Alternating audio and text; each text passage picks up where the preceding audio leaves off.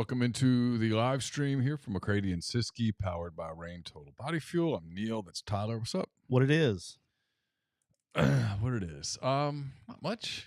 Had a nice weekend. Worked a lot in the yard. Okay. Did a lot of planting. I saw you had all kinds of stuff on your street over there. Yep. Did a lot of cutting things back, planting. Caroline was here for the weekend. Did she get to partake, or she just watching? Are you kidding? Of course, she's still getting over the shoulder. She does have to be careful. Trying to think if there's anything else going on. I mean, I lead such an exciting social existence. I think that's it. I think that pretty much covers it. What about you? I did a whole lot of nothing. We had a somehow or some way didn't have a whole lot going on this weekend between 97 baseball leagues and everything else, but I'll get to make up for it this weekend. Yeah, this is our only show because Tyler's got to go coach a baseball Whoa. game. No, this is our only show this week. Tyler's got baseball on Thursday. That is weird to not have baseball on a weekend when you're used to having it every weekend. It's the first tournament I think we've played in that was not on a weekend, minus like the World Series stuff that's late in the summer. But yeah, it's just 1 o'clock on the turf Thursday in Memphis, baby. Let's ride. This past weekend was the one that Carson and I had talked about taking our annual trip. We were going to go to San Diego and see the Cubs. Okay. And so I watched some of the Cubs-Padres series the whole time going, well, if we were there, that wouldn't have happened. Which is such a stupid thing to think, but exactly what I thought. I was like, well, they're winning right now, and if we were there, they'd be losing by this number. Yeah. No, it's good stuff, man. I'm wooden bats for the first time, so that's going to be an interesting thing. I imagine the hits will just be a flowing. May give us a chance though. So I think we'll be more competitive with wooden bats. Well, I don't know how much of the NCAA tournament you've watched, but I am literally convinced watching it that I don't know whether it's the bats or the balls or both, but something's juiced. Dude, did you see the kid from Stanford hit the grand slam against Texas A&M last night? No. It had to go 500 feet in left field. What I have seen is so many opposite field home runs. Fly balls that just happen to keep where carrying. The ball just keeps going. Yeah. And you're like, well, that's like when he hits it, you're like, okay, he's going to get to that one. And you see the outfielder kind of think the same thing. You know what I mean? The right fielder or the left fielder, depending on which side of the plate they hit from. You always can tell, right? If the center fielder just turns and looks at it, the ball got crushed. Yeah. And everybody in the ballpark knew it. If the center fielder takes off sprinting, he knows it got hit hard. But if the outfielder kind of just takes a pace, takes a route, and he starts going, and you see him at some point, the route changes and he starts kind of picking up speed, he's thinking to himself, whoa, that doesn't usually happen. Right. Things that don't happen in the big leagues. The ball in the big leagues seems to be true. The ball at the college level, I think it's the ball, is just, it must be wound some kind of tight. Yeah, dude. The bomb that was hit last night against Texas A&M, the kid hit a grand. It was a close game. It was like a 1 or 2 run game, and then he hits a grand slam with 2 outs. The ball still has not landed yet. There's trees on the other side of the fence, and he literally hit it over the trees. Over the trees. And it's in left field. It's not like, you expect bombs to be hit to center field, but it's just very hard to hit the distance ones to left field and right field pulling them. I mean, this guy. I realize there are 2 or 3 college hitters in the game, because one was here at Ole Miss, Kemp Alderman. Yeah, he can crush. Who when they get a hold of one, it's, yeah. But now, come on. When you see some of the guys, I'm not picking on them. I'm just, they made it further than I made it, so I'm not criticizing. But when they hit a ball and it just keeps going, and you look at him and you just like, come on. Or the guy that hits 4 bombs all year long is hitting them 450. Yeah, and it's the ball that should be going 370 that's going 405. Yeah, like the shot that I'm talking about, I'll find it and send it to you later on. But the shot I'm talking about, it would be like hitting it at Ole Miss's stadium at Swayze. The ball would have easily, with ease, cleared the scoreboard. Yeah. I mean, it was one of those. It was, and they just aren't. That's just not it was normal. over lights, over trees. Yeah, not normal. Not normal. No. So, all right, we'll get rolling. Just a little bit of breaking news that just popped. Tyler Harrow's still struggling with his hand. I don't think he's going to be able to give it a go. It's almost like when you break. They didn't need it last night. That was a weird game.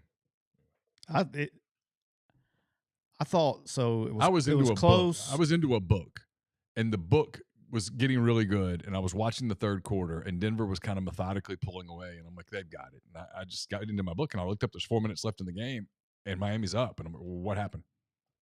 Well, it was close. I didn't get. I mean, I was watching it, but I had baseball on. I had a couple TVs going. I had baseball on, and Denver got up. I was like, well, that's it. And then I looked down. They hit 2 or 3 threes and cut it down, and they just went 3 crazy and ended up opening it up at the end. They're going to end up messing around and winning this thing, just so you know. Be a monumental upset. It's been a monumental upset every series. That's true. They've beaten good teams. Yeah. All right. Let's go. I'm thirsty. I don't know if my man Mike knows what he's getting into with this Red Dragon today.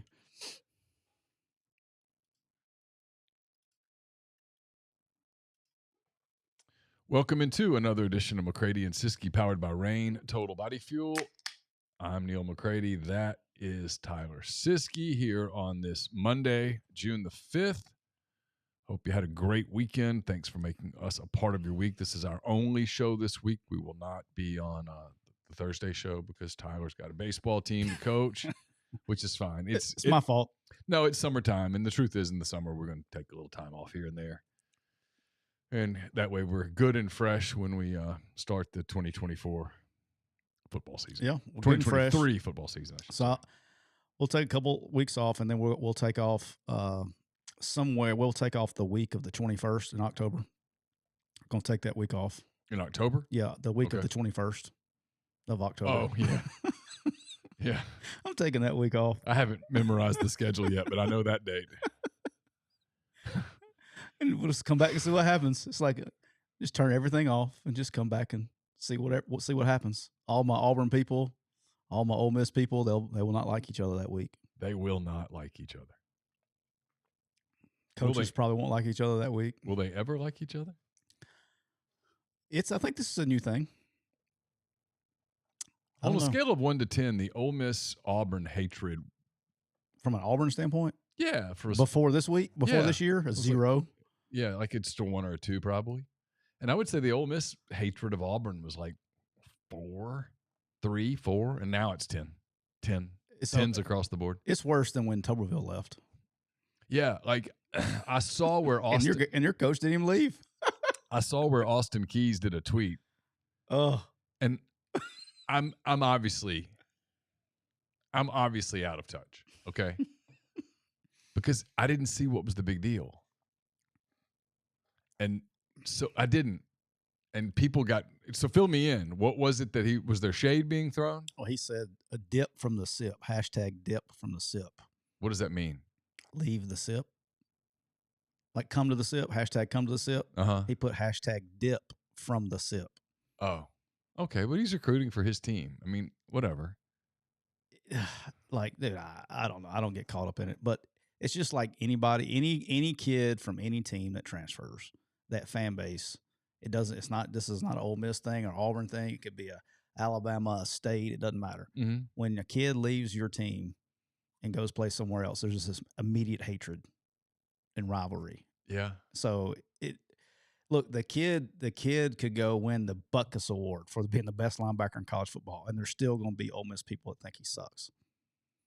Couldn't compete here. Had to go do it somewhere else. And if the kid, a kid leaves Mississippi State and does the same thing, they're going to, if Peyton Thorne leaves Michigan State and goes to Auburn and has a great year, they're going to be Michigan State fans. Oh, he sucks. I guess what I was getting at was that tweet didn't look all that flammable to me. And I saw the reaction to it. I was like, oh, God, that week's going to be something. It's already starting. You're in June. And the great news is for Ole Miss, there's an open date before that week. You get 2 weeks of it. Congratulations, Neal. That might be the open date. I don't know what's going on with like kids and what the girls will have going on or Carson soccer, but that open date weekend's the weekend that I want to say, Laura, let's go to the beach. We should have just get them all riled up. We could get Hugh on that week. Let's get Cole Kubelik on that week. Well, I feel confident Cole would do it. We'll get Hugh on. I'm not all that confident that Hugh would do it. Not that week. Not that week. He loves me. He doesn't love me that much. No. No. Well, and that's that deal where we get them on. We'll get to our show in a second. You get them on, and if you don't roast them, everybody's mad at you. Yeah. You know, and yeah. Well, sorry, guys. Can't win. Yeah. Sorry, but no, that's gonna be interesting. I can't wait for that week. Actually, I can. I'm not gonna say shit, by the way. I'm just gonna sit back and eat my popcorn and see what happens. I won't have to say. That's one of those weeks you don't have to say anything. Just it'd be a great week to do a call-in show. Well, we could. That's not a bad thought. This show is brought to you. This is the 81st episode of the show. It's brought to you by Rain Total Body Fuel, 300 milligrams of natural caffeine, BCAAs, electrolytes, zero sugar. It's got what you need to push the limits and achieve your goals. Check them out on Instagram at Rain Body Fuel to learn more. Michael Lombardi, the former NFL GM, will join us, scheduled to join us in about 10 minutes or so. Really, I'm excited about this one. Really, really good dude. And I won't embarrass him when he gets on the show, but I think it's important. Like, there are good people in the business, and there's him. I mean, he is just one of the best people in the business. One thing that I noticed from afar is how many people, and he's been doing it for a long time, right? But how many people in the business and the personnel world that he helped along the way that could do nothing for him. Yeah. You know what I mean? Like, yeah. A lot of people, hey, I'll help you, but that's because that guy can help me. I mean, he did it completely as a selfless human being. He did it. He helped a lot of people along the way get jobs. He helped recommend people, get them in places, help them with whatever questions you have. And he didn't have to. And the other thing that was pretty cool about is he never got too big for his britches. You know what I mean? Like, a lot of guys get to positions of power and tune people out or whatever it is. He's just a very humble, awesome person. And I can't wait to have him on. And he's obviously well respected. His podcast, GM Shuffle podcast, I listen to all the time. If you're a football nerd like I am, it's great. But he's worked with the best and just a great human being, man. It's just one of those people. Well, I always get a kick out of people that get into a position of power and they change, because you're like, man, as fast as you got into that spot, you can get out of it and go back to being just a regular dude. Quick. Like, Phil Savage never changed when he became the general manager of the Browns. He just stayed the same old humble, down home, folksy guy that he was. And now he's kind of way up with the Jets. And he did the Senior Bowl. He did that. He did the Browns and Jets. I first met Phil. I was at Arkansas State where I first met Phil. I met him. He was working maybe for the Ravens at that time, I think. I can't remember, but that's the first time I'd met him. And he was a scout at the time, and then quickly, tuned up. And then flash forward, we got to know each other and all that time. And then when I'm in Alabama, he started working for the radio broadcast in Alabama for Alabama radio. Yeah. So I talked to him every week. I was in Mobile just getting started, and he super nice. He was running the Senior Bowl, like you said, and just, hey, anything I can do to help? And I was like, really? And he would. And he did. Yeah. He did a great job with that game. And yeah. Hardman says, I think we should get Rico Nose on the show during Auburn week. Y'all still going at it? No. You and Rico? I have. Like, it's just, I want to, but I don't. I really want to. I gain nothing from it. Yeah. I just want to bury the guy sometimes. I just don't ever open TikTok. Yeah. I've gotten where I spend less time on Twitter than ever before. I'll look at Instagram just to see what's going on with the girls and their friends or whatever.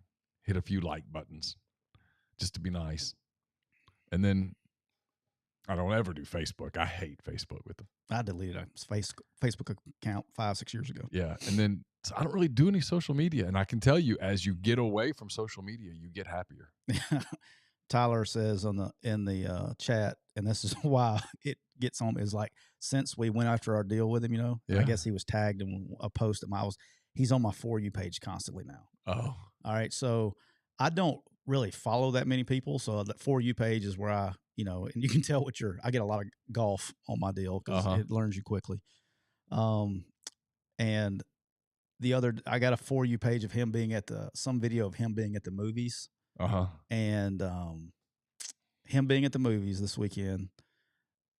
and he was somebody was complaining about their seats, and I wanted to say, "How are you watching all that film? Or you got time to watch enough games? Because if you're watching all the film you're saying you're watching, you ain't got time to go movies. You're not going to many movies." And then he did, and then he was on my For You page during the UFC fight night this weekend.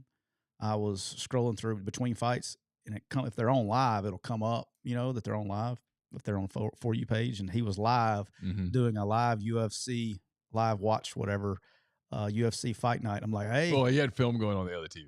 Okay, so he was watching UFC. He was watching and then had film. the film going on. Absolutely. That's how I did it. Well, and some of those football players might one day become UFC guys. And so he was doing some advanced scout work and things of that nature. But hey, he's winning. I'm talking about him, so he's winning. Oh, there's no question about it. He wins. Yeah. I'm talking about him.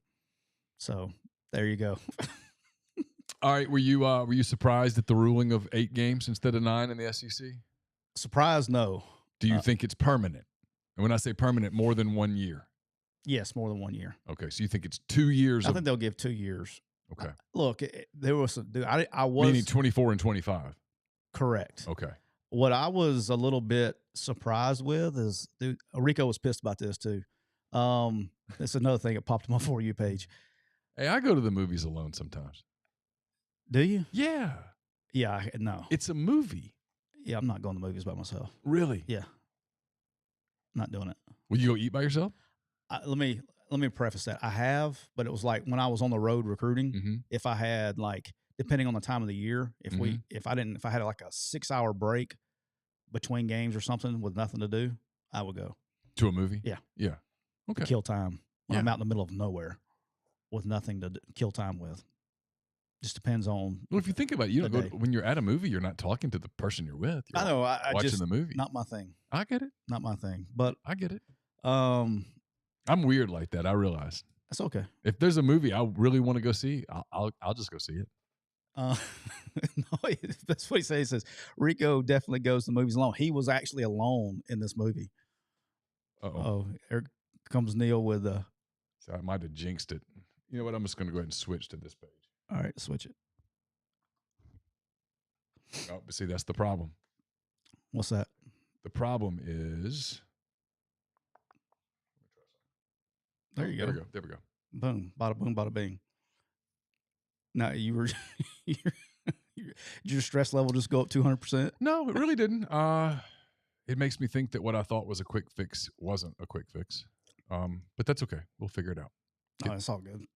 We'll be okay. Get through today, and won't have to worry about it the rest of the week. Except you and Chase will. Yeah, but we can always Zoom a couple of shows and kind of work through it.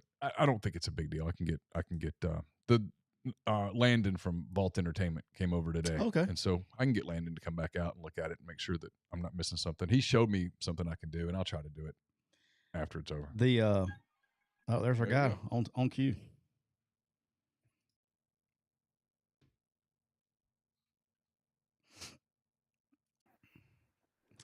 There he is. Hey there, how we doing? Michael, how we doing, brother? Good, Tyler. How are you, man? Appreciate it. What's hey, going Mike, on? Thanks for being with us. Appreciate you very much. No worries. Joining us, I gotta do the formal introduction, Michael. So forgive me because I'm a football guy, not a media guy by nature. But you're getting better, though. I'm getting better. Joining us, the former NFL GM, NFL scout, senior executive, author. I got to throw that in there. He's an author. Two very good books, and host of the GM Shuffle podcast, Michael Lombardi. Appreciate you joining us today, brother. Hello, Neal. Hello, Tyler. I'm appreciate being here. Thank you for having me. I know when you woke up this morning, you just said, "Man, I cannot wait till 2:15 gets here today," because you're just not going to know how to handle your day.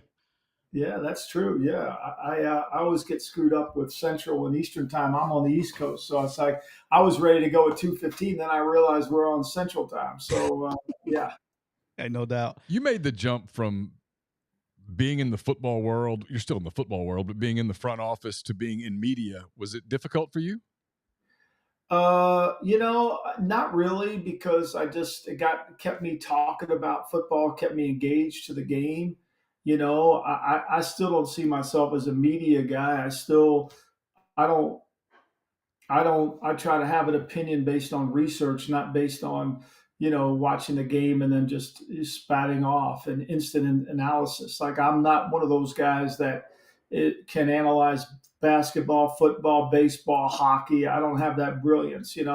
I can do football. I know a little bit about basketball. And I know a lot about coaching. So I try to stay in my lane. I already see this is one of my things. I'm so glad to hear that, because I am always blown away. Don't get me wrong. I realize there's a reason that Stephen A. Smith and Skip Bayless and those guys, they are there to have an opinion on everything, to create content for later down the day. I get it. Right. But the people that aren't in that boat, that pretend to be an expert on like 5 sports, it's not possible. Like my man Rico knows. And it's like, yeah. And it's and Michael, I bet you'll appreciate this. I have people all the time that will say to me, why don't you do things where you break down plays or break down what happened to an offense or to a defense? And I'm like, because I don't know the game on that good of a level. I don't watch. If Michael and Tyler and I go to a football game, okay, and we watch from the same vantage point, you guys, because you were in football the way you were, are going to see the game differently than I'm going to see it. You're just going to see it in a more deep level. You're going to see and I watch a lot of football.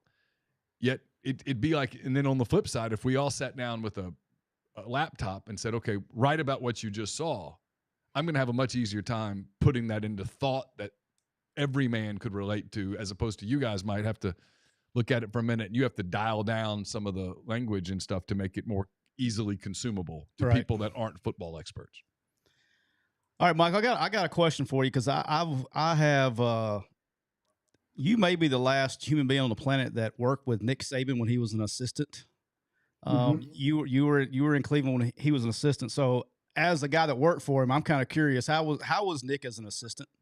Because I only get to hear his side of it. I don't ever get to hear anybody else's side of it.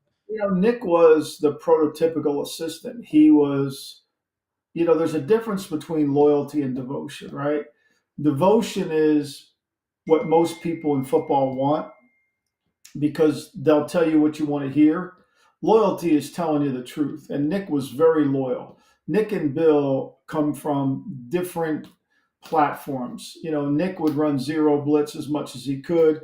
Bill would play conservative. Nick would play $100 blackjack. Bill might play $2 blackjack, And so they had this great kind of respect for one another's intelligence and systems, that they found common ground. And Nick was exactly, he was very strongly opinionated, but when a decision was rendered, he was all on board and he went through to it. He was a great assistant. You could tell, Tyler, the first day he coached, I can still remember that day in Berea. We were practicing. We had a practice at Berea High School. They had a field there. And that's where we actually literally had a practice before we moved into the new facility. And you could tell from the first day he was in control, in command, and he knew his stuff, and he was going to be a head coach. It was really easy to tell. But as an assistant, he was really exactly what you want. Gave his opinion, and then once everybody had aired it out, he followed the command. Yeah, he tells stories, when he was an assistant, but it's a very one-sided story. It was just no one ever to really, because he would tell us how they worked, and I'm sure you probably can vouch on that. But he was talking about how there was many nights he didn't go home. He spent the nights in the office. I think the work. I think Nick learned another level of work. I think it wore on him. Like his first year with us, he lost 15 pounds. His button-down sweater got big on him. And so, but I think, knowing the way Bill was, it's funny. I don't know if he told you this, but Nick used to complain like crazy about the methodology of after practice. We would all go into the room. I was in personnel, but I would do it too, because we were personnel and coaching kind of intertwined. And so we would go after practice, practice had ended 3:30, 4:15, there'd be a staff meeting. And at that staff meeting, we would watch special teams, offense, and defense, whatever Bill wanted to watch, and Nick hated it.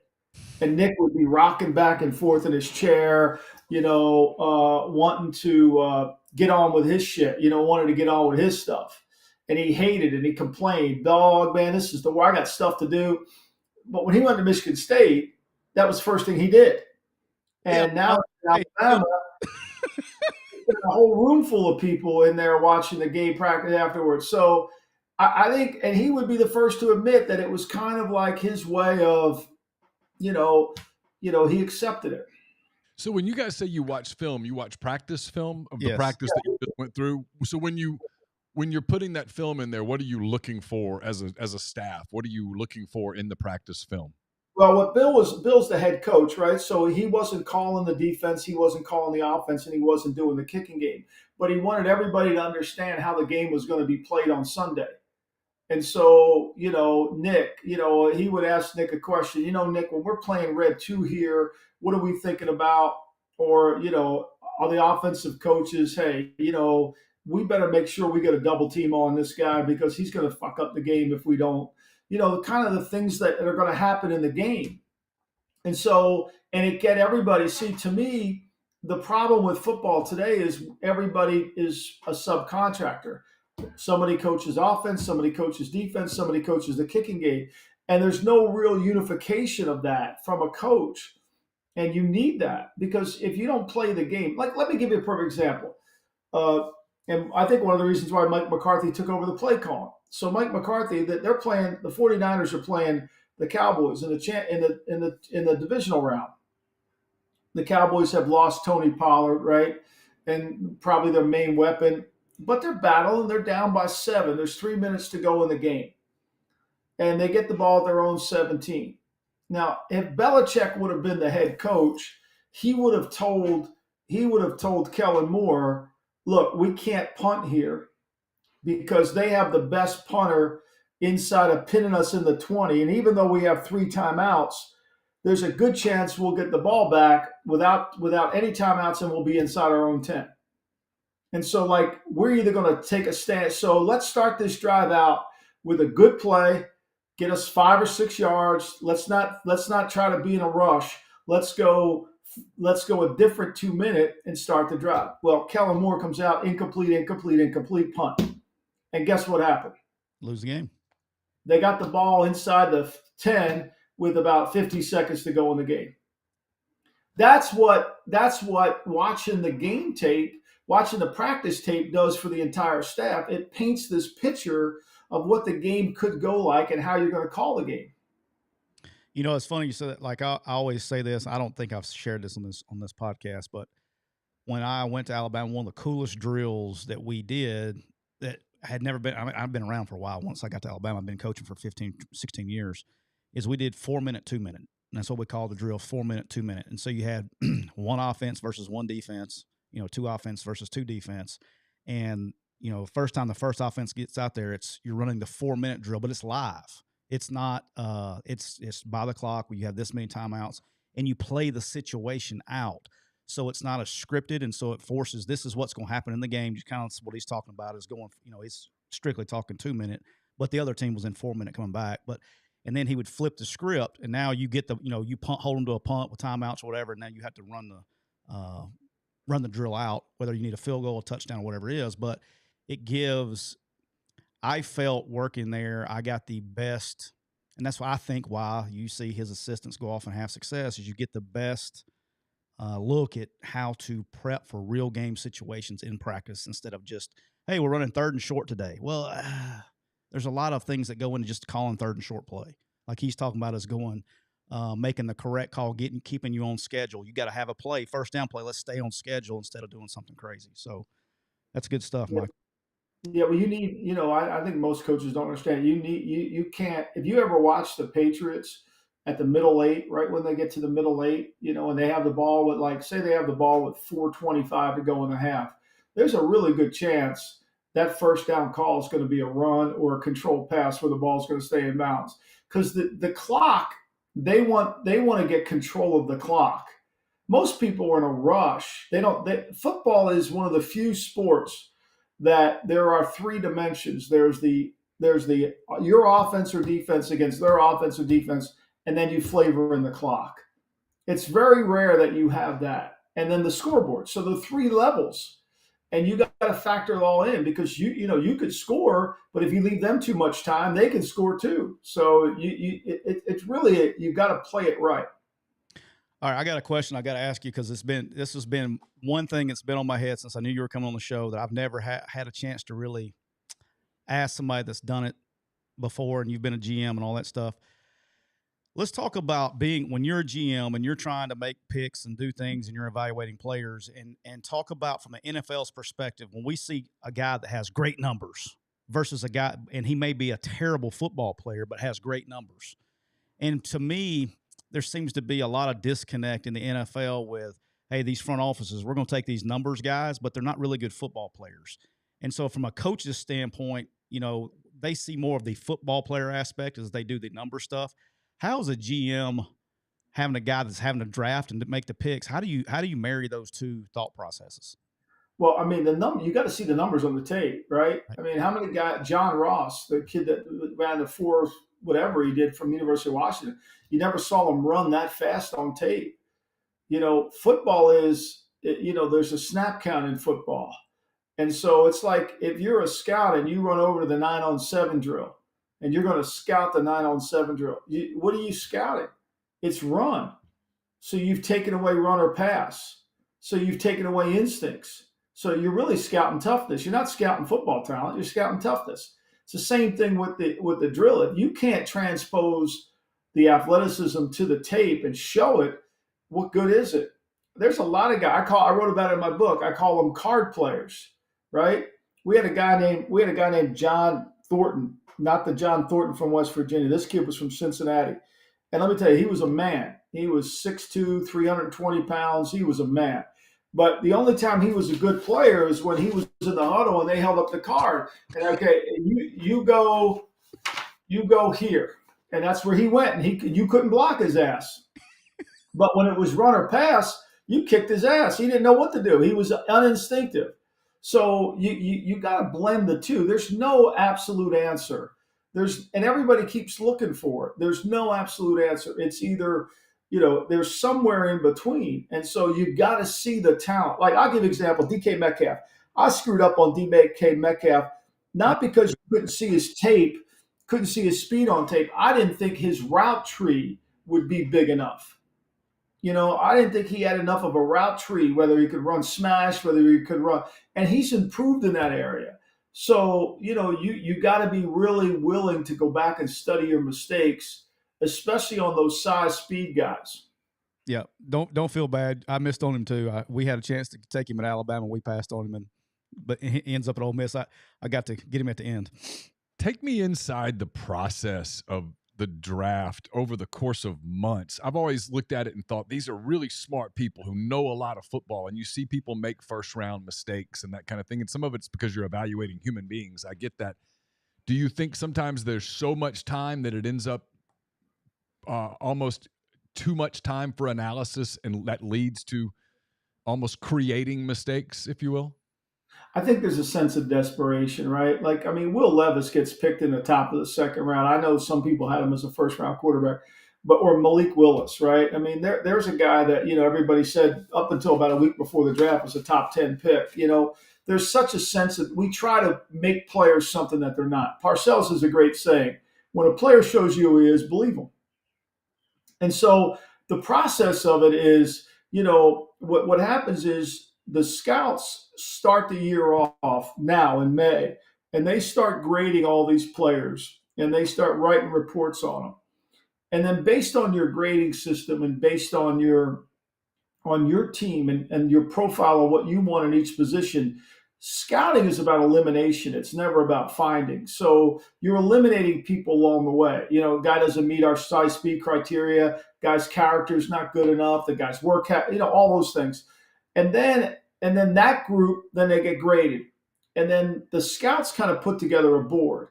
But the disconnect in the NFL often happens from the scouts to the people who understand the league and how it works in terms of on the field, right? So you could say, I really like this middle linebacker. Okay, great. And you give them a grade. Let's say in our grading system, you give them a 68. Okay, he's going to be a 3-down starter. Well, if they go to 11 personnel, he has no position to play. So how can he be a 68 grade? Because if I can formation you off the field, you're not very good. Yep. If I can get into a formation where you can't stay on the field, you can't have a high grade. Now, if the old days, if everybody was in 2 backs and 2 receivers, that's a good thing. But what happens is you've got to have people. It's almost like it's a layer effect. You get the information moves up to a group of people who understand the league, and then they move the information up, and then they get it to the decision makers, and that decision maker group has about 50 or 60 people that they're really studying closely based on the elimination. And if you don't have that, if you don't have somebody or 3 or 4 people in your building that understand, look, that guy can't really play in our system. That guy can't play middle linebacker in the NFL. That guy's really like Nolan Smith, for example. Really a good player, high speed guy. But he's a Sam Backer in the old days, right? Yep. Nobody plays Sam Backer anymore. There's no Sam Backer on the end of the line. So where is he playing? He's got to play down. He's got to play defensive end. He's undersized at that position. He's going to have some 325-pound man breathing on him. Can he hold up? That's why, all the mock drafts had Nolan Smith going in the top 10 because they don't understand the NFL. You follow me? Oh, I'm with you. Oh, it's yeah, sure. And so that's same language. I'm fired up over here. That's what happens. And so if you don't stay on top of the NFL, see, people, when you listen to television, they say, well, he's a third down player. There is no such thing as downs anymore in the NFL. There's no more downs. It's all formations. It's all personnel groups. It's all about personnel groups. Oh, explain that to me. You say there's no downs. I think I know what you mean, but I'm trying to ask for the dummy that's out there like me. When you say that, that's confusing to the person that watches football and goes, hey, what's the down? Second down. It's 2nd and 8. It's 3rd and 2. What do you mean when you say there are no downs? Well, because it used to be first down was run, second down was run, pass, play action, third down was pass. And your personnel group match that. Today, you could be in 10 personnel on first down, and you might be in 22 personnel on third down. So it's all about the personnel groups. It's no longer about the downs. That's probably a better way of saying it. Okay. And because of that, you got to adjust your grading system. It's like calling Kyle Pitts a tight end. Okay? It's the most ridiculous thing in football, right? Oh, Kyle Pitts going to go to the Pro Bowl. He's a tight end. He don't block me. Now, Kyle Pitts is a mismatched receiver in the slot, right? He's a big F. That's his own category, and he's really good at that job. But to say he's a tight end is a completely joke because they never run the ball behind him. They don't want to run the ball at him if he's got to block a 7 technique or a 9. The only time they want to run the ball around him is if he's blocking the support star. So you got to understand all those things that come together. I haven't told you how much I like this guy. No, but this is really interesting though, because I could do this for hours. Because there's people like me that watch the game a lot, but admit that, hey, I don't consume the game at a cerebral level like you guys do because I didn't work. I didn't work with Nick Saban and Bill Belichick, and I haven't coached on a college staff. I've covered the game. I can write about it, but I'm careful to not make some of the mistakes that. This is what's interesting to me is I'm thinking, okay, that's mental notes. All right, Mike, I got a question for you because I like to play. I was guilty of playing mind games with people, so you don't have to admit your guilt. Just allegedly, have you ever heard of a GM or front office people leaking incorrect information out to the media, so that other teams would either like the guy or not like the guy, so they could get him in the draft? Yeah, because we don't have a lot of independent thinkers in the NFL. Nobody wants to stand up and say, I think I'm right. Look at Will Levis. I mean, here's a guy that, I don't want to pick on a player, but, he wasn't a starting quarterback in high school, I think, until his senior year. Right. He beat Sean Clifford out at Penn State. And then in every big game at Kentucky, he can't make a play, but yet but everybody loves him. Malik Willis. I mean, why did Malik Willis transfer from Auburn to Liberty? Because he liked the campus in Virginia better than he did down on the plains? Come on now. Give me a break. There's a reason he went there. I'm not saying guys don't transfer. Joe Flacco transferred from Pitt to Delaware. I get it. But you better figure out the why. And so, yeah, there's a lot of people that don't want to spend that time thinking about the why. So what they do is they take the easy path, the easy narrative. All right, you brought me into a question here because I didn't think I was going to get to it, but you kind of teed it up there. As a GM with a transfer portal, how crazy it is right now in college, would a kid that's going from school to school to school throw up red flags for you as a GM? Oh yeah, for sure. Yeah, I mean, because at some point, don't you ask the question? Why can't you just stay there? Like the path of least resistance isn't a path that's going to be the good for our program because it ain't going to be easy here. It's going to be hard. It's like, the Navy SEALs, they tell you before you join, it's going to be hard. It ain't for everybody.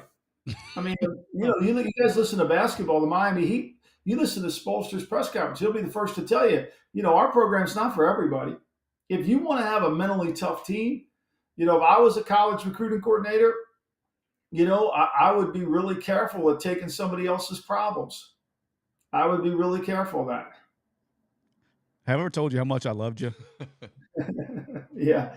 No, man. To me, it's common sense. Like, that's what happened to us in free agency when I was in the league. We were free agency was really intoxicating. Oh, we get this guy. Yeah, but he's somebody else's problems. You got to make sure you can handle that problem. How does he fit into what you do? Ain't no doubt. I mean, when what you have with the portal right now is you have unlimited free agency. And so It's the same thing if an NFL team just cuts everyone and then goes and you go and just start a whole new team. You can't expect to have culture or any kind of, substance to what you're trying to teach. And, you're an independent contractor, which, that's a term he brought up a minute ago. Well, culture, it takes time to build. I mean, if you to use the NBA as an analogy, the two teams that are in the finals right now are two teams that have very unique cultures. Denver has built this culture over years. They stuck with, they got Jokic built around him, brought in Murray, had some injuries, decided to stay with him. Malone had seen what happened when you broke up a team in Sacramento too quick. You break it up, you have no chance. So he's like, no, let's take this patient attack. And then, like Michael's saying, the Heat have a very unique culture that's very much built on, hey, we're going to almost create adversity for ourselves through the course of a season, attack it, and by the time we get to the end of a season, into the postseason, we're mentally and physically tougher than almost any team we're going to encounter, and you've seen that in the playoffs. My question about the college game, I was working on this for my 10 Thoughts piece that's going to come out later today, which is, I was looking at Ole Miss, at Arkansas, at Auburn, at these schools that are getting up around 20 transfer portals in this cycle alone, meaning December to May. And I'm like, that's a quarter of your roster that's coming brand new into your system. Well, you're going to have virtually no culture to get started with. Now, it doesn't mean you can't build that culture in a pretty quick amount of time, but it feels like it's a real risky build proposition. Oh, no doubt. I think where we are in college football today is we are a lot where the NFL was in the 40s before the advent of the draft. Burt Bell was the owner of the Philadelphia Eagles, and he went to Minnesota to try to sign this fullback, Stan Kroenke or something like that. And he met him at the hotel in Minneapolis, and the guy was negotiating with 3 other teams, and he couldn't get a deal. And on the train ride back home to Philadelphia, he said, and he wasn't the commissioner, he was the owner of the Philadelphia Eagles. He said, we have to come up with a way to where this is balanced, because Don Hutson, the great wide receiver for the Packers, he signed 2 contracts, one with the Giants and one with the Packers. And the only reason he became a Packer was because the Packer contract was post-dated earlier than the Giant one. So there's this whole sensation of absolutely insane, really, with no rules. It's the wild, wild west. And that's a real issue. Hold on, somebody's knocking at me. I'll be right back. These dogs are going to bark. Hey.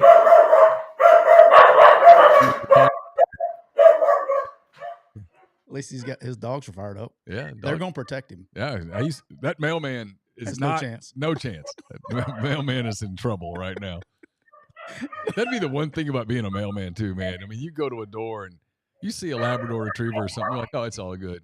You go to a door and it's like a German Shepherd snarling at you, or a Doberman or something. And you're like, I'm just gonna leave this. Don't you have to, if you're a mailman, you have to have like a fanny pack of like dog treats or something to cover? I mean, you gotta have something, right? Something, just to hey, Roscoe, listen, I got a milk bone for you.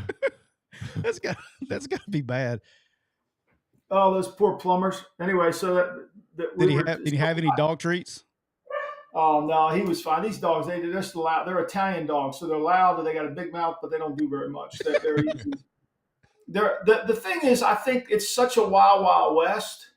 Like look, Georgia. I think what Kirby said. I took Kirby's comments after he won the national championship. He said, what I'm really proud about this team is we didn't take one transfer.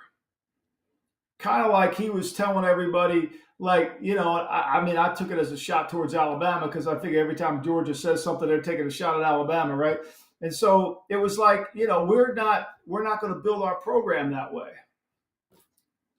Yeah, it's the interesting thing about it. Georgia's not using the portal much at all. Alabama uses it a little bit more, but in comparison to the rest of the SEC, Alabama doesn't use it much. Clemson doesn't for sure. And it just makes you wonder, like, okay, so those are the programs. I don't know how much Ohio State's using it. Some. A little bit. Michigan, not much at all.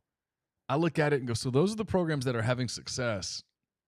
And maybe you can't do it the way they do it, so you do it your way. But I wonder if doing it to such an extreme difference is a little bit of blindness. But I think the hard part what Lane Kiffin's going to have and what Arkansas is going to have and all these is you got to change your program. You got to, when you bring in 20 new people into your program, you got to make them feel like they belong. And to create a team, it's really a spiritual challenge. And you got to get all those 20 guys to buy into we versus I. And you got to tell a story as the leader why they should buy into that. And when you're in a transactional business like this portal is, it's really challenging to tell that story of we versus I. It's really hard. And so that compounds the problem. You mentioned Will Levis. I'm curious, what were your thoughts on Anthony Richardson, who had moments at Florida and had moments where he was really bad at Florida? They didn't get things done. Like I remember watching him against Vanderbilt where he was ineffective in a loss at Vanderbilt. What did you think of him? I saw him as a when he was rotating with the other kid who ended up going to Arizona State. When I first saw him, I thought this kid's going to win the Heisman. I thought he was incredible athletically. And then and then he played against Utah. And even though everybody thought he played good against Utah, I just thought he missed way too many easy throws. I thought, boy, he's just going to need another year. I mean, I respect the talent. I really do. I just think, to me, from watching Lamar Jackson, I saw Lamar Jackson as a sophomore really struggle.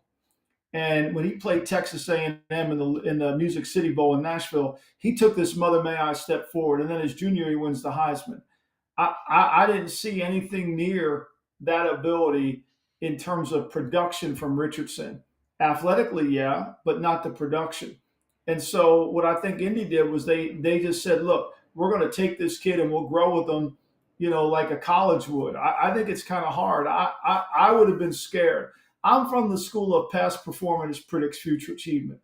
And I have a hard time with a guy that hasn't always been a great thrower or instinctive player. To me, it was a one quarterback draft. I love Bryce Young, but I didn't love anybody else. As quarterback, I love Richardson as an athlete, and he might come in the league and start running around. It's like everybody says, well, Justin Fields is going to win MVP this year. Well, you're going to have to throw the ball effectively to win MVP. They still have the forward pass in the NFL. Well, he only threw it 22 times a game, and his team averaged 8.5 points a loss. They only threw it. They threw it the lowest amount of any team in the league. You don't have to tell Neal here. Neal's our resident Bears fan, so he feels the pain. Now the guy's a running back. I'm not going to argue that, but if it's 3rd and 8, and we got to keep the ball, and we're going to have to run stick, or we're going to have to run some combination in the window. Look, Brett Favre has a great saying. Brett Favre says, every quarterback can throw the ball through the door. Good quarterbacks can hit the doorknob. Great ones throw it through the keyhole. Do you ever think Justin Fields is throwing it through the keyhole? No, his accuracy did not improve. I didn't think his accuracy improved. I didn't think his decision-making really improved. They clearly were protecting him. At least it looked like to me from a play standpoint. And I mean, when you're in the development phase, I guess I sort of got it. But I never looked at that last year and thought that guy is going to take his team to the NFC Championship game. 91 sacks, in 2 years, 29 fumbles, 19 interceptions. Those are not things that you just overcome in a year. And this whole nonsense, well, he's improved, he's buzzed light years ahead of where he was. I mean, I've read that all off season. There was a tape the other day on Twitter watching Trey Lance going through bags and throwing the ball. And everybody's making comments about the throw, which is horrendous. I mean, he threw it like it wasn't even wild outside. It was not even on the same planet. And that video is kind of indicative of what people don't know about the quarterback position is if your feet aren't tied to your arm, you can't play the position. I love this guy. Have I told you how much I love you? I've been trying to tell people this. Nobody wants to listen to me. I guess I gotta be like you. All right, I got a question. It's like the great Howard Cosell said: if you see it, you got to say it. And the problem, we live in a world, and Neal talked about this to start the show, is nobody says it. Everybody just says the same thing because everybody's scared to get yelled at on Twitter. That's it.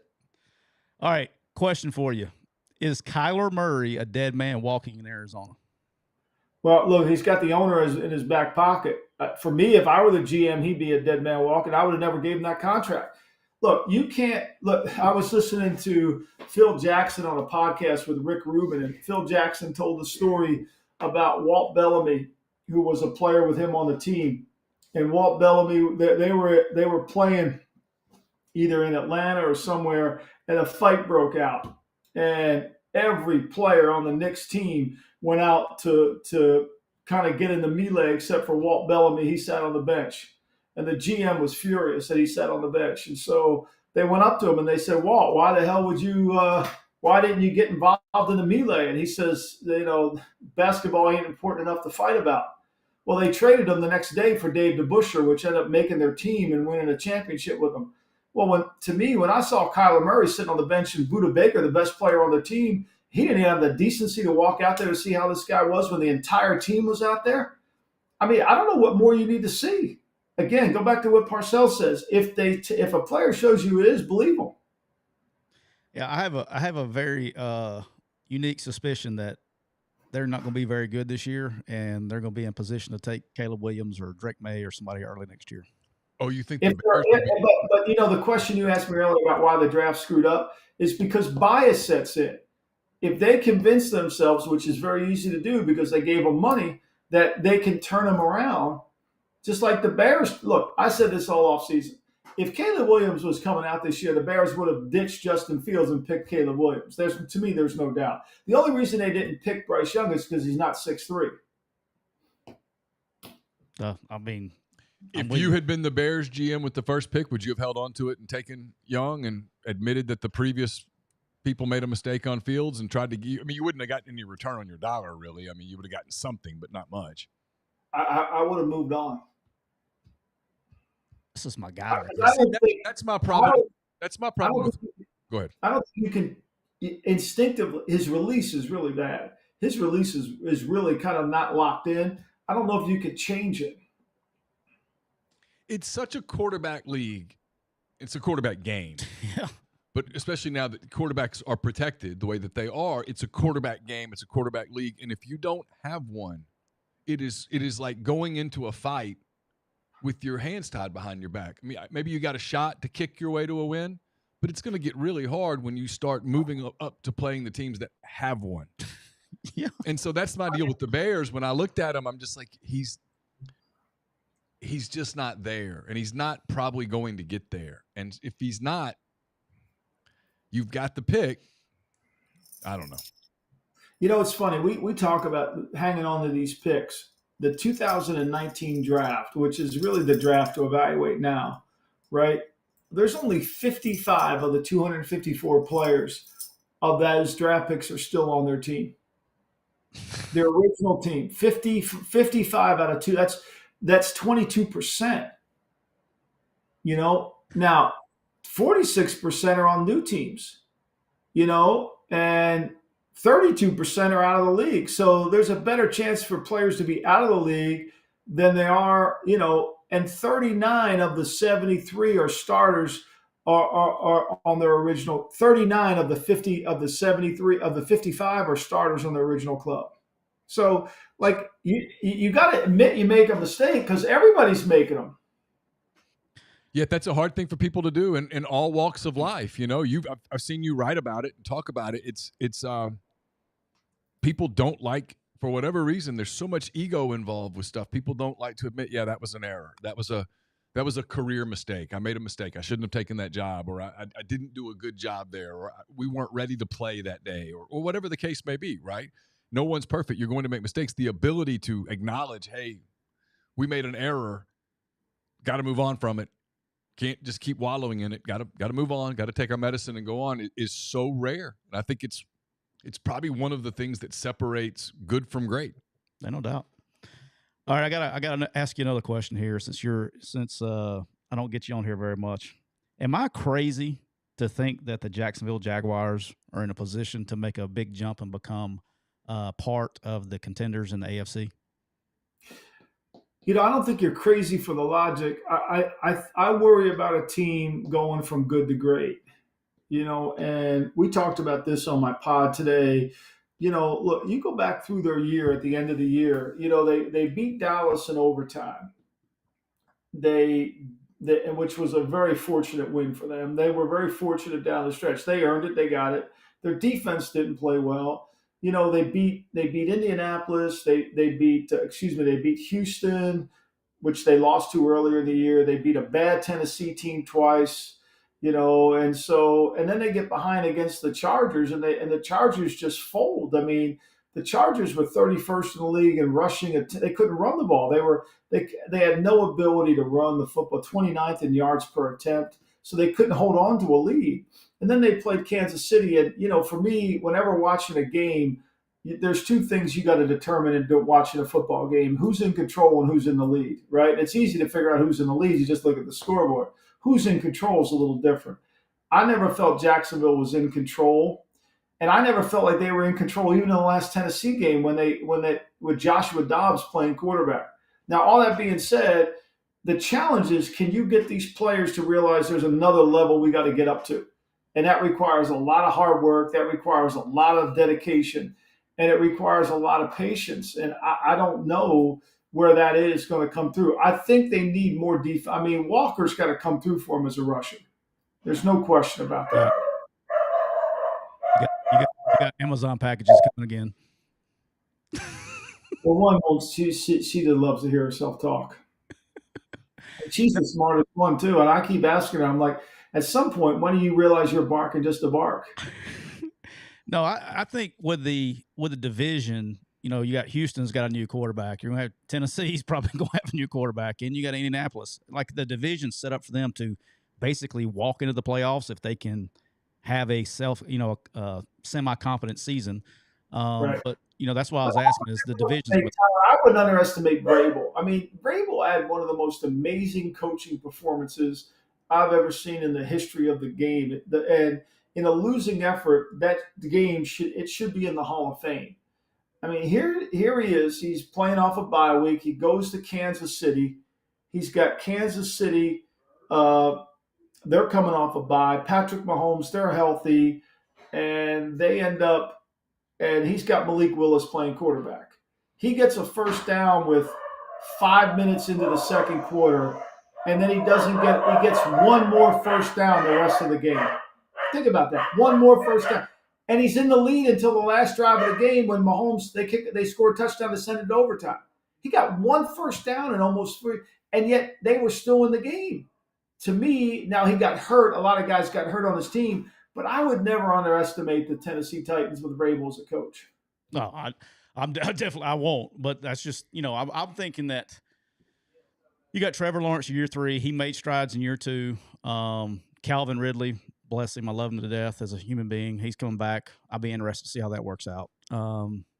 Any thought on that process? Calvin Ridley coming back for the next year? I thought it was a great. I thought that was a great trade at the trade deadline. I thought he gave up. He gave up very little for him. Trent Baalke gave up very little for him. I thought it was a great trade. I think he was the perfect piece because Evan Ingram, again, is not a tight end. Nobody's running lead behind Evan Ingram. Nobody's running power over Evan Ingram's an F, a big receiver, right? And so now they can be in a true 11 personnel formation. And whether they put if they're in with Ingram's on the field, people are going to count it as 10. And if they have another tight end on the field, they're going to count it as true 11. So, and they could be really a dynamic team with those skill players, assuming. Now, remember, to me, I think people misconstrue this all the time. The running back makes the spread, not the receiver. The running backs make the spread because you can't, if you have a great back there, you can't cheat the box. If you have a great receiver, you can roll the coverage. Yep. It's going to be a lot of preseason hype on the Jets. Do you, with Rodgers, do you buy it, or how hard is it for a quarterback to walk into a new organization and for them to compete in that division? I think it's hard because, he's not walking into a championship organization. So let's have some facts here. Since the Jets went to the Super Bowl in '68, they've only been to the playoffs 13 times.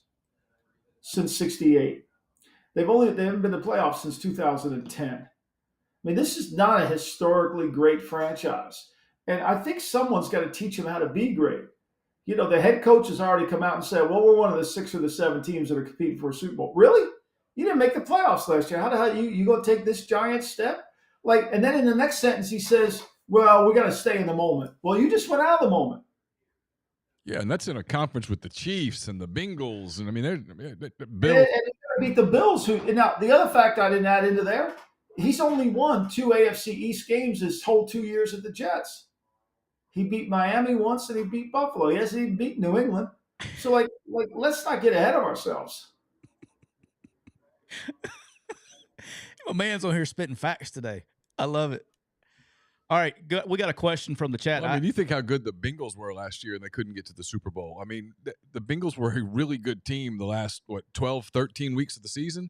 They went to Buffalo in a playoff game and just decimated the Bills and still couldn't get to the Super Bowl.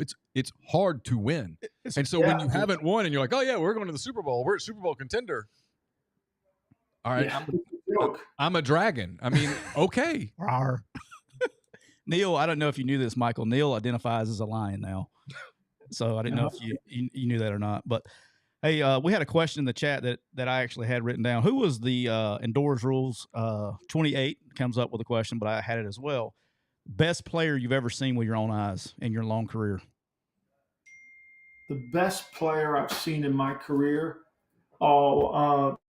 Randy Moss. Randy Moss was rare. I mean, I've been really blessed. I've seen Tom Brady. I've seen Joe Montana. I've seen the great Jerry Rice. We drafted Jerry Rice my first year in the league. Charles Haley, Ronnie Lott. I just wrote a book about the top 100 players in the league, and and Ronnie Lott and those guys. Those 49er players are all in there, and but Moss was different. It was rare acceleration. It was rare speed. I mean, there's so many great players that you see that, he just wow. You can learn a lot watching Randy. You learn more watching great players play than you do anything. They teach you something. No doubt. All right. I got to get these out of the way because these are my me thinking of things I want to ask you that nobody else is going to ask you. All right, so you've been around literally the best that's ever done it, okay? Bill Walsh, Bill Belichick, Al Davis, the owner. You've been around all of them. All right? If you could pick one person that you've worked with, one coach or one owner or anything else, you could pick one of them to go on vacation with you for a week, who would you take with you? Probably me and Belichick, and we would only talk about football. Every time I'm on the phone with Bill, my wife says to me, do you talk about anything other than football? And the answer is no. I would probably take him, because the one thing about Bill is Bill's a great teacher, and so you learn a lot. Yeah, no, it's I would always, during like pro days and stuff, when he would come down, or anytime he would come down to Tuscaloosa and be next to Coach Saban, I would be like a little leech. I'd go there, act like I had something to tell Coach Saban, just sit there and listen to him talk. I could do that all day. It was awesome. All right, do you have any? All right, I don't know if anybody's ever asked you this. I've tried to go back and listen. Do you have any conspiracy theories that you believe in? Oh, I do. I believe, there's no doubt, I believe that Lee Harvey Oswald didn't act alone. And I've read enough books to back it up. I don't know where you are on this, Neal, but I can change your mind in an hour if you give me time. pre-COVID, I naively bought the case closed book that, hey, he acted alone. Fraud. He's a fraud. I kill him on Twitter all the time. He's such a fraud. He's such a fraud. He's trying to hide, and he refuses to debate. Posner refuses to debate the people that are really good. James Indicino, Lisa Peace. He refuses to debate any of them because he doesn't want to ever be exposed as a fraud. Who do you think? I would debate anybody on Justin Fields not being a good player. You could agree with me. You could not agree with me. I'll debate him. I mean, that's fine. I'm not going to run from it. But when you won't debate somebody because you don't want to be exposed, that's a problem. Who do you think did it? Who do you think killed Kennedy? I think that's the hard question. I think it was a comment. I think it was truly CIA motivated. If you read The Devil's Chessboard by David Talbot, if you read Mary's Mosaic, which is about this book about Mary Pishnet Meyer, who got killed on a towpath in Georgetown, who was JFK's prime mistress, who also was, they think, responsible for the American speech about Pax Americana. What kind of peace do I seek? I think it was that. I think there were a lot of elements in it. It truly was a takeover. Do you think Oswald was involved in it? Do I think who? Do you think Oswald was one of the shooters, or do you think he was a patsy? I think Oswald was a patsy. I think he was so nobody realizes this, but Oswald, when he was in jail, he asked for a phone call. They wouldn't, first of all, they taped none of nobody recorded any of the conversations when he was in Dallas jail, but he requested to make a phone call. And the call that he made was to this one number in Raleigh, 919 number. And it was this counterintelligence agent. That's who repped him. That was his handler. He was calling his handler like, what the F? Like, what was I doing? And so, there's just we're all football people. If we went to a whiteboard and put up Ruby connected to this guy, connected to that guy, like, how does it all add up that one guy just decided to go up on the 6th floor and start shooting? Like, none of it adds up. I think the CIA is at your front door because the dogs are getting after you. Oh, yeah. I apologize. Hey, no, it's all great. Trust me, it's fine. It actually adds to it. It's funny. No, it's funny that you say that. People that are in the chat or listening are just dying laughing because we literally somehow get to JFK about once a month on this show somehow. I went to the first time last summer. I went to a UFC fight in Dallas, and me and my son went to the Texas State School Depository for did the tour, And I tell people all the time, now that I've been there, and I'm a visual person, I have to get on the degree sport, I have to see everything. After going there and seeing the actual layout and the dimensions in person, there's no way anyone can ever tell me that he did this by himself. No, there's no way you could, because he would shoot him coming up on Houston instead of waiting for him to be in a triangular configuration. The other thing I think when you go there is nobody talks about the J.D. Tippit murder. And if you really get into that, there's a lot of good books on Tippett's murder, on what that was. I think Tippett was going to try to part of the same thing that Ruby was. Ruby got the call to make sure Oswald was silent. That was a call he didn't want to have to handle. The fact that Ruby sneaks into the police station is almost bizarre, that he was in there correcting Oswald on fair play for Cuba. It's just, to me, it really takes advantage of of our level of intelligence that people actually think he did alone. It's really a point of whatever the narrative you want it to be. The CIA had this thing called Operation Mockingbird, which was basically they used cover stories in different countries to determine what they wanted to do. This truly was an Operation Mockingbird. I could ask for an hour about this. The Tippit, you're right. The Tippit thing is fascinating because it's kind of broad daylight, and the eyewitnesses on the Tippit murder don't really identify Oswald. Plus, he couldn't get there in time if you timed it, and he had no business being there. And there was a wallet left on the scene of the crime that was Oswald's wallet that nobody can find. So that was taken out. And then, when he was in the lineup, nobody identified him. And then they made the lineup so much that there was no choice. I mean, it was really just, the whole thing was a cover up from the beginning. It is, to me, you don't have to be a conspiracy theorist. You just have to be a logical person. Now, I can't answer who did it, But I know this, if you're in New Orleans and you're standing on the corner of Camp and Lafayette Street, that's no longer there anymore. Oswald's going into one building, Guy Bannister's going into the other, and they're both going to the same address, and David Ferry's in there, and Lee Oswald's passing out flyers. Like, is it all these people in the same place? The interesting thing to me is that all these years later, it's almost 60 years later. It is 60 years this year. This November, 60 years. Yeah, I was doing math in my head. I went to ULM. Math's not. We never had to count to 60. 60 years later, what's fascinating is they're still keeping records from the hidden, and you wonder, like, what is the fear about what if the truth got out? I think they're keeping they won't release them because Ruth Payne's still alive. And Ruth Payne, there's a few great documentaries, but there's one on Mrs. Payne Garage. She was a woman who took Lee Harvey Oswald's family in. She was from the alleged Russian community, and she wasn't really, and then she basically, everything that linked Oswald to the crime came from her garage. She happened to walk by and see a notebook out that he was writing. He wanted to kill everything. And she's maintained this the whole time. Her husband, who got divorced, he ended up passing away. And, her sister had affiliation with the CIA. I mean, so I think until she dies, I don't think they're going to let anything out. Do you think we find out in our lifetime, or do you think they just keep it hidden? No, I think they're going to keep lying to us. Because it's like any story that we can't get it into the national media. Nobody has an appetite.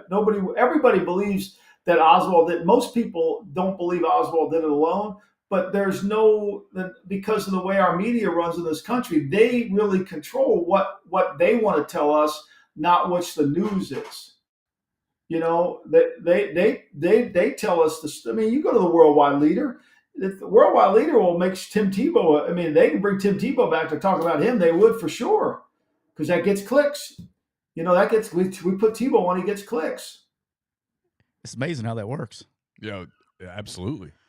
Well, brother, I appreciate the hell out of your time. Yes, I apologize for my dogs. Anytime, guys, let me know. Hey, Mike, I know I told him I'm not going to try not to embarrass you, but I am anyway. I want from a college guy and I told people before you came on how much you are respected amongst, and you don't even probably know this, but how many people in the business, in the college business and personnel business, how highly they think of you because of how out of the way you've gone to help people in the business when you didn't have to. You didn't owe anybody anything, and it's much appreciated from the college guys about how good you are to the profession.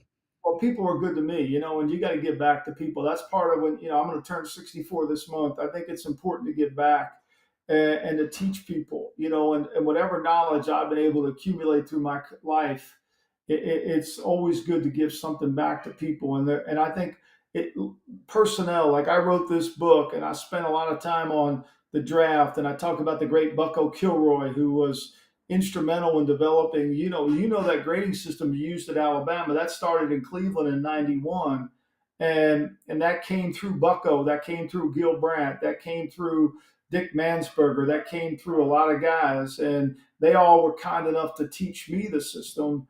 And we don't really, to me, there's not enough people that understand what a grading system is and what it does. We have too many people talking about what round the guy's going to get drafted. And so any way I can help, I'm always going to help. Well, it's much appreciated, brother, for sure. Thank you. I appreciate it, guys. Have a great one. Thanks, brother.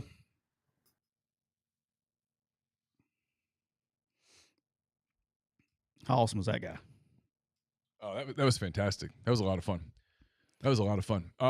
Real quick, pay a couple bills here. We're brought to you by Walk On Sports Bistro, I should say. They put everything they've got into bringing you game day with the taste of Louisiana. Dig into their mouth-watering, made-from-scratch Louisiana cuisine like po' boys, gumbo, voodoo shrimp, plus fan favorites like juicy burgers, fresh salads, all in front of 70-plus TVs, 40-plus ice-cold beers on tap. Check them out in Oxford or Ridgeland today. We're also brought to you by Comer Heating and Air, Southern Air Conditioning and Heating, different names, but the same great people, products, services. If you live in Oxford, Tupelo, or the surrounding area, call Comer, 662-801-1777. If you live in Hernando, Memphis, or the surrounding area, call Southern, 662-429-4429. Austin came in with a super chat, said, have y'all seen how much money Target has lost? I have not seen the exact number, but our good friend Bob sent me a tweet this morning that Bud Light has lost $27 billion in market cap. Wow. Get you some of that. Wow. As I've been saying for a little while, it's did a show last Thursday night with Josh Hendrickson. I should say Dr. Josh Hendrickson. He has a doctorate. The chair of the Department of Economics. Yeah. At Ole Miss. And his thoughts on all of that stuff are fascinating. It's worth, I know it was my podcast. I had no role in it. I could have just said, hey, it's your show, talk, and walked away. He's got a lot of thoughts on it. A lot of other smart people have a lot of thoughts on it. I'm amazed by it, frankly, that you see this level of pushback starting to percolate in media, in society. It's interesting. The number of people like, I can't believe you guys are getting worked up over this, and it's like, no, it's bigger than that. I think it should tell you that it's about it's not really about beer or about Target or about a store, right? It's telling you that people are like, I think, getting tired of being told that, hey, we all hate each other. We all have to hate. There's all this hate. It's not really hate. There's no hate. It's just common sense. Yeah. There's common sense. Common sense party 2024. Well, you walk into a room and it just makes no sense to, I'm not saying to be disrespectful to, but it makes no sense to kowtow to the less than 1%, and I think it's significantly less than 1% of a population. Doesn't mean you have to be disrespectful to them, but you're going to direct your marketing campaign? That would be like you going, hey, we're going to build a football roster. Listen, let's get as many kickers as we can. Don't forget the long snappers. Let's get kickers. Don't forget my long snappers. I mean, you're going to get guys that play on the line of scrimmage. You're going to get running backs. You know what I mean? It's just common sense.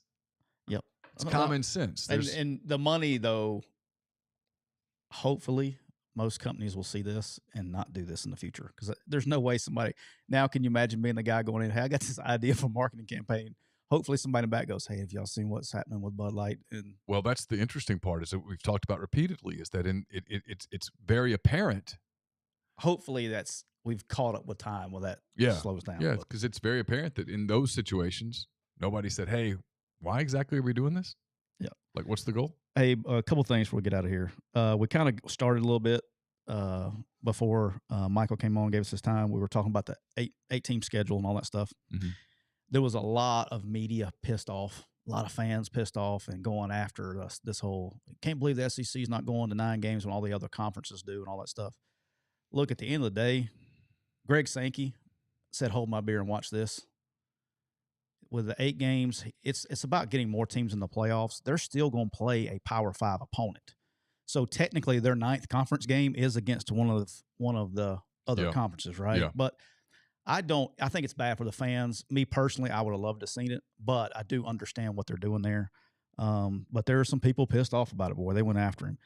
And then a rule that I think is finally going away that nobody talked about in this deal, the IAWP rule, the individuals associated with the prospect rule, I think is about to go the way of the woolly mammoth. So that is a rule that's near and dear to my heart. It kept me. I was on a 3-month delay before I could get to Ole Miss. When I was hired, I had to fill out it's individuals associated with a prospect. What it was designed for was really for basketball, right? So you couldn't go hire the AAU coach to come coach and go get all his players. That's what it was designed for. However, somehow or another, it bleeds into football and off the field positions. So when I left South Alabama to come to Ole Miss, and I was going to run recruiting, I had to fill out IAWP paperwork for every player on the Ole Miss roster and everybody that they were recruiting, and show documentation of communication with them, basically saying, hey, I'm going to not going, that I wasn't trying to convince them to come to Ole Miss or go there. Some of the dumbest things I ever heard of in my life. Like, Did you really think I was going, hey, look, this is what's going to happen?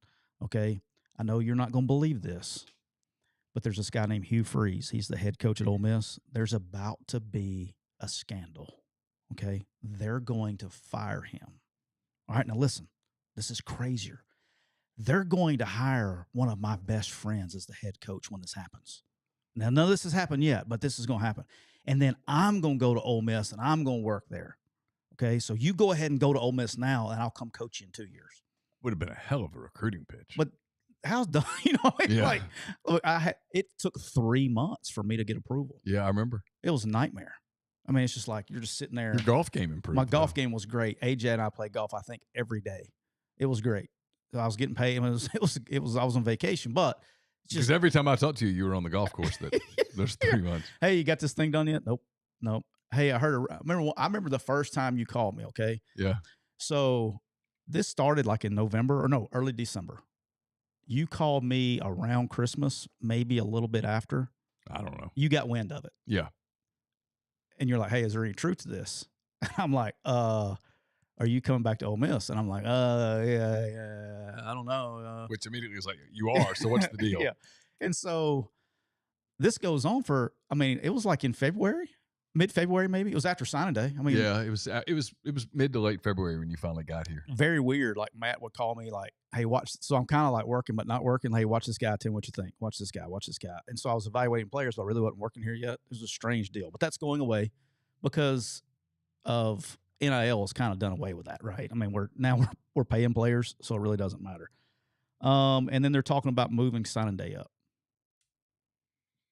to I wish they'd move it back, but they're talking about moving it up either to August. Okay. Or because I hate where it is. Well, it's bad right where it is now is bad, and they're good for moving it, but where it is now is it's right after the portal window opens, right? And so you're killing high school kids because people are trying to save spots for portal guys, and the portal windows. It's the way it correlates. It's in the middle of bowl season. It's right before terrible. Christmas. There's nothing good about it. There's nothing positive about it. And everybody thought this was going to be a great idea. I wish they would move it back, but I think they're going to move it forward. That is a big deal that probably will happen. I don't know when they're going to settle on, but that is going to happen. All right, and this is a discussion for a different day, and I'm sure we'll get there eventually. So you think it happens middle of the season now? Talking about signing day? Yeah. I think it will either go before the season or immediately after the season, like when contact period starts late November, early December. I think it's what they're going to go to. I don't agree with it. Okay. I wish they would move it back to the February date. But they've gone too far. I think I'm with Grind here. I think I'm for a August I know nobody cares. I get it. Nobody cares. You can't burn everybody out in life. There's a reason that there's rest and things. There's off time. It's designed. If you have a signing day of August 1st, for example, the month of July becomes hell. Well, I don't think they're talking about changing the calendar. It's still going to be dead and all that stuff. The problem with me is not the work with the August signing day. The problem is, all right, I signed Neal McCready from, Shreveport High. Okay. Where'd you go to high school? Ruston. All right. So I just did you dirty right there. Yeah. All right, I signed Neal McCready from Ruston High School. I signed you in August. A lot of kids, they'll start. You're going to have guys opt out of senior years playing for the high school. I think it could be bad for the high school product. By doing it that way. Probably not, and that's my only reason. The work is already done, so that's not really I still think they'll keep it dead, but for me, I wish they would move it back. Well, they made it like. I don't understand what's wrong with the first Wednesday in February. It's worked for quite a while. It did. Guys could still enroll in school. Yeah, and you're going to know what you're going to do portal-wise. Yeah. You know how many spots you have left, all those things. I would be for that, too. I'm fine with moving it back to the original date. I don't – this December thing's stupid, honestly. You want to hear another rule that's trying to get passed? And I promised I would talk about it today because I just reminded myself. Sure. There is a massive push to try to get photo shoots only on official visits. And I am 500% in agreement with that. Oh, yeah. They look stupid. It's not how they look. It is, if the fans knew what went into and how much pains in the ass these photo shoots were, they'd all be in agreement. They look really cool. So what you see on social media is you see these nice little pictures with their family. It is becoming the point. I literally was talking to a major program today that's trying to head this up. All right. They are heading it up with they're co-sponsoring the rule with another major. I'm talking, when I say major, 2 teams that have won national championships in the last 15 years. Okay.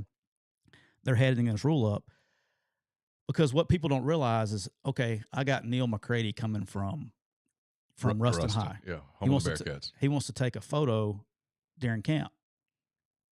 It takes a minimum. You got to have the equipment guy there because he's got to get you the equipment. So you got to have all of your recruiting staff there.